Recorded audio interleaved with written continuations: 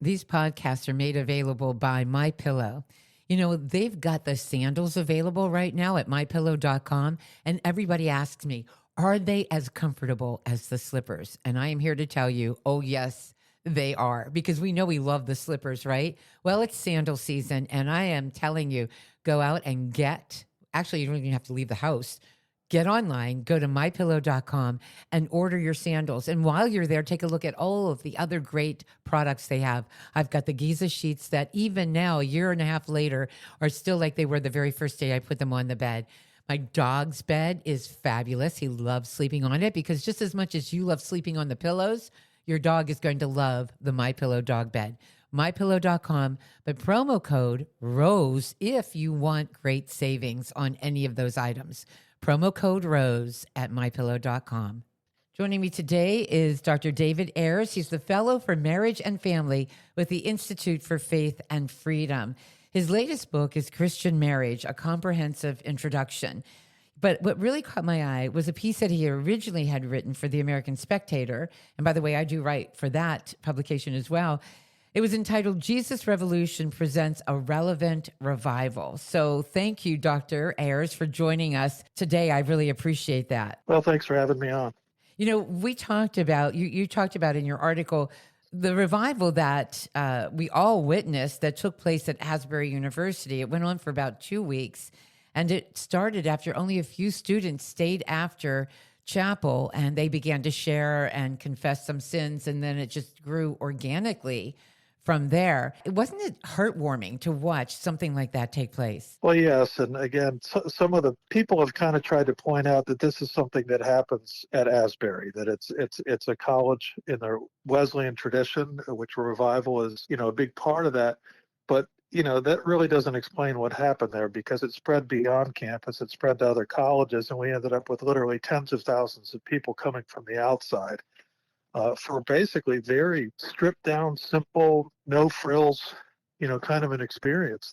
There was really no inducement. No, there really wasn't. And it was just, it happened. And, it was interesting because you talked about this not being a coincidence, or maybe not a surprising coincidence, that the Jesus Revolution film, which explored the whole movement during the drug out hippie days you wrote in the 1960s. And it was interesting that these things were all happening around the same time. Well, the Jesus Revolution film had been advertised for months. The theatrical release date had been set for months, and yet that ended up being the morning after Asbury wrapped up the last meeting of their revival. So the administration literally closed it down with a final meeting on Thursday night. Friday morning, Jesus Revolution film hits the theaters. Wow, that's remarkable. And let's talk about the Jesus Revolution film, because I did see it as well. And, it's funny because during that time, in the late 60s, I was still a young girl. And so I wasn't even in high school yet. I'm not even sure I was in junior high, but I think that I remember saying to other people, oh, those are those Jesus freaks. I remember saying that. And now I'm one of those Jesus freaks. But, it really did have an impact all across the country, probably around the world. We know that Time Magazine did a big cover story on what was happening. What were some of the things that you thought were absolutely, when you watch this film and you see it played out, and we really got to see what was happening behind the scenes, what struck you as being... we know that people were coming together. You wrote that from all different walks of life. And that right there was interesting, just seeing the dynamics between a pastor, Chuck Smith, and then Lonnie Frisbee. Well, I think it actually depicts what I remember at the time. I was introduced to the hippie world in junior high school.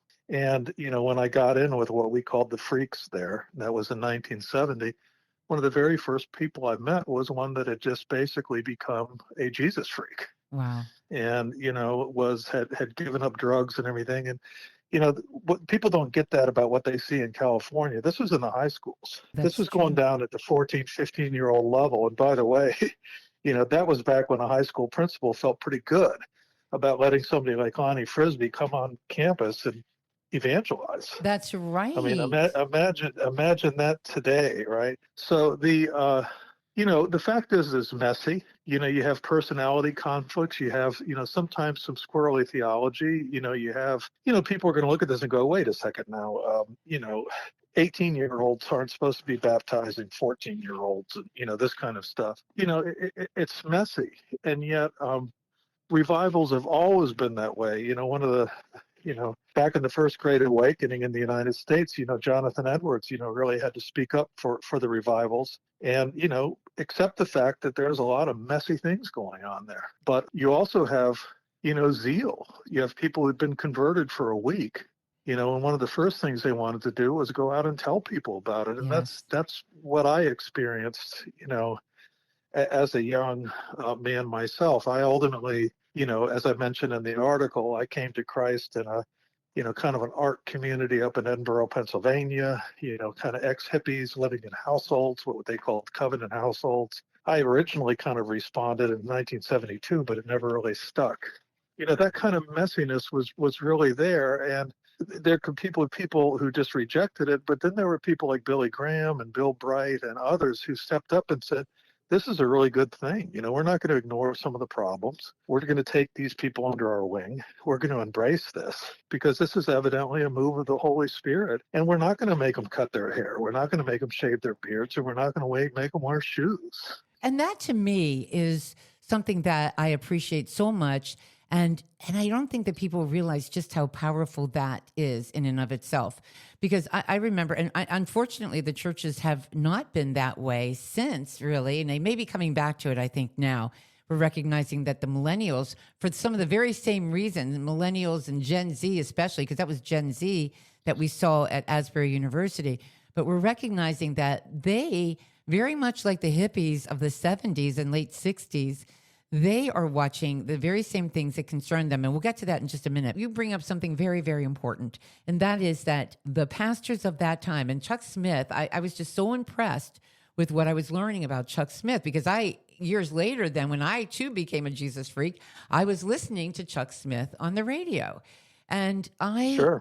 So I have to say that when I saw how he, not necessarily in the very, very beginning, but he eventually embraced these people that didn't look like him, didn't dress like him, didn't talk like him, and he embraced them. And I think that we may be starting to see a little bit of that again right now. I hope, anyway. Well, what we seem to think today, so for example, a close friend of mine told me that, and this was in New York City, he went to one of the larger, kind of more well-known, really evangelistic Baptist churches in New York City. And at the time, he had kind of freaky curly hair and a beard. He was actually already a believer at the time. But at the end of the service, one of the elders pulled him aside and said, "We're really glad you're here. Next time, shave the beard." No. And I'm not kidding. God. And, that kind of thing. Hey, look, that's really not, how this works. I think that, and maybe some of the younger generation today, the Generation Zers and all this kind of stuff, aren't giving some of us baby boomers enough credit.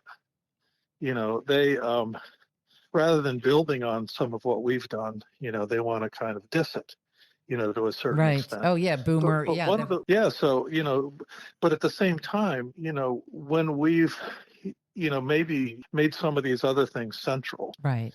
We do agree about the truth of the scriptures. We do agree about the need for salvation.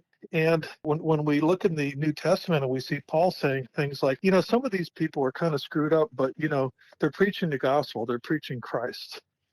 And he just emphasized the fact that as long as the gospel's going out and it's the real gospel, I'm happy. Yeah. They don't have to think like me. They don't have to look like me. They don't have to have every jot and tittle of doctrine down exactly the way that I do. And by the way, partly because God will sort it out later. Yeah, that's what I say all the time. Let him sort it out on the fundamentals. That's where you are to be united. And and that's what I like. Chuck Smith it had to be difficult at first for him. You're inviting these people that weren't wearing shoes. They were all living together in the same house.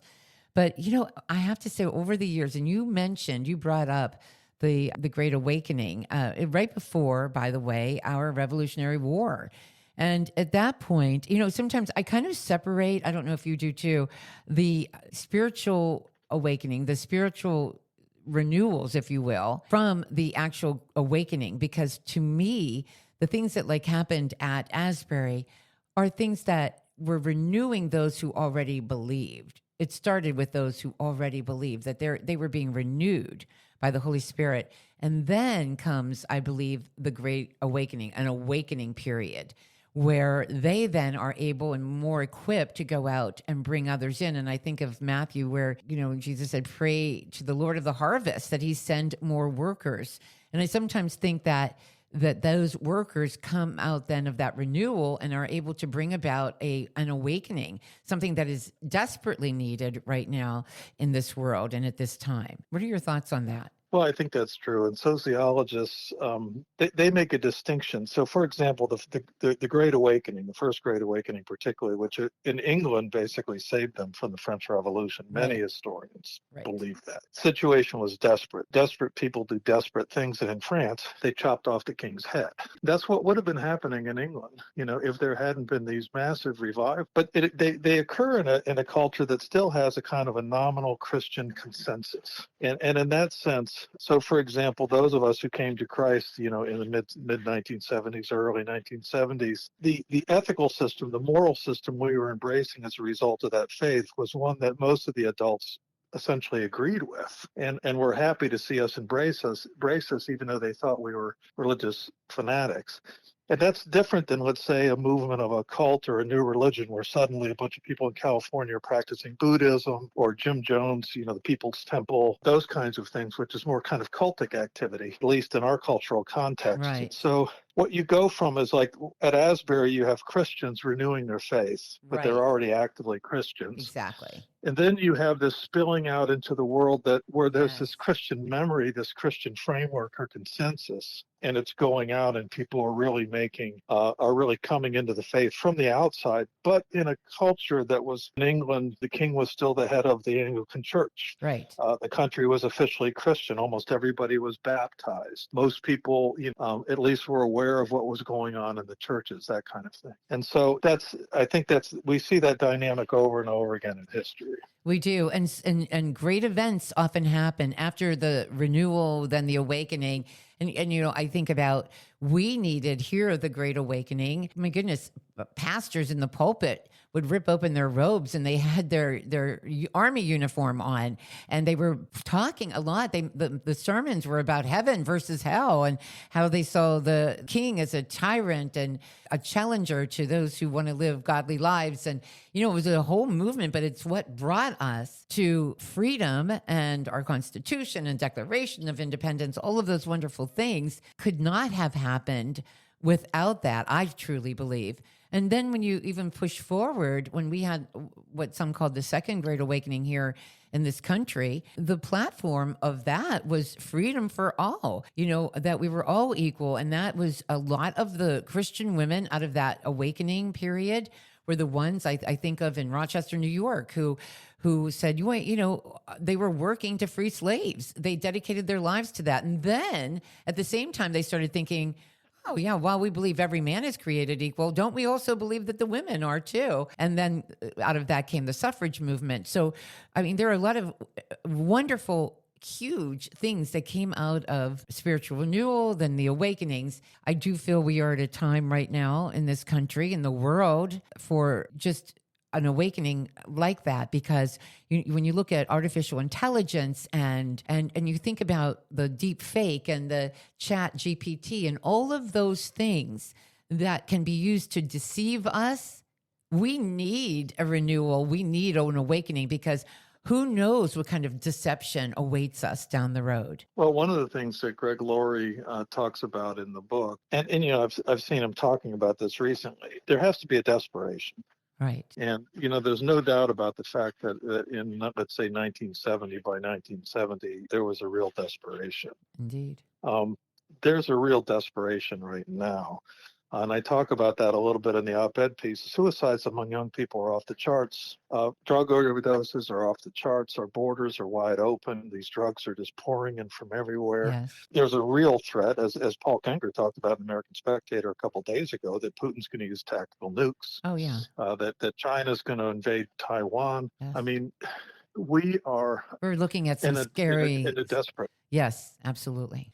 we're at a similar place. We are I that agree. divided. I mean, just as now we're finding out how many ways we've been lied to by the FBI and the intelligence community.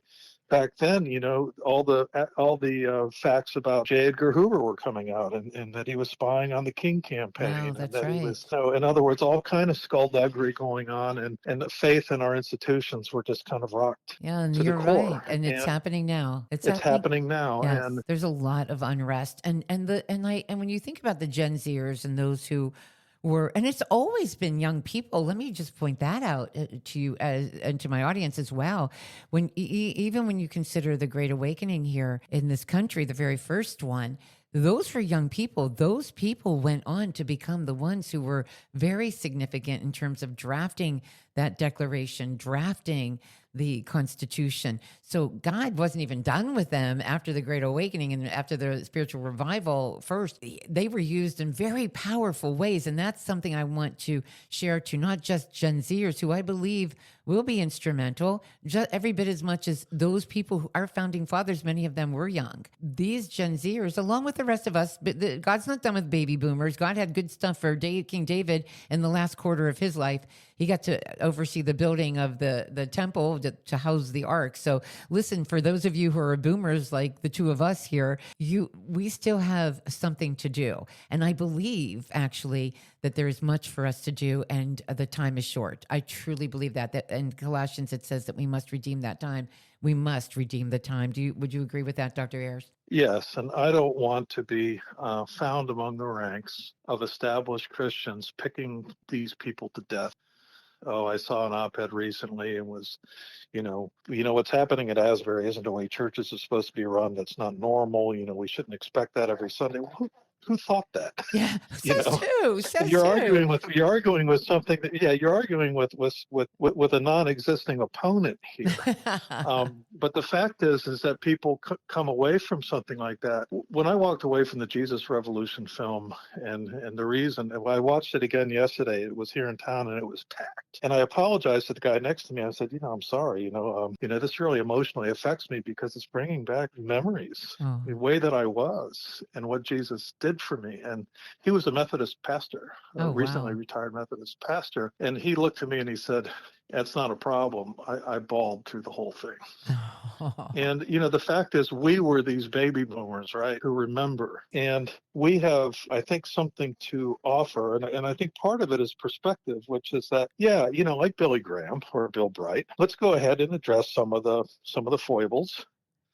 Yes, Let's take people under our wing, but let's not smash their zeal. not at all. And Right. let's not try to extend what we demand from them to all these cultural expectations about the way that they have to dress and behave and the kind of music that they have to like and all this other kind of thing. We found a way to express our faith not only by appreciating some of the old hymns, but by writing some new music. Well, they've got new music to write, Yes, you're right. and it's going to sound like them. And that's okay. Go It ahead. would be flowing out of a place of desperation and need, of an honest, really concern that, we're tired of relativism. We're tired of purposelessness and emptiness. This is the truth. And I think when that happens, all Hades is going to break loose.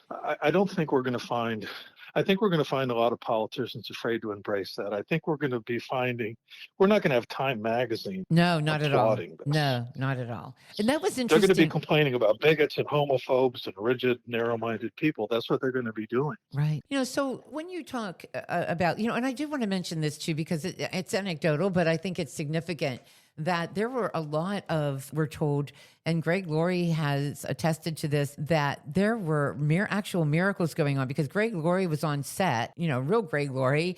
And they said that members of the cast had come up to him and he was baptizing people, extras, some camera people, without anybody else knowing it. There was a real number of the cast that was actually getting baptized and having a life-changing experience as they're filming this movie. And you could tell, I think it was the producer or something said that something extraordinary was happening to the people there on the set. And he said God showed up in extraordinary ways.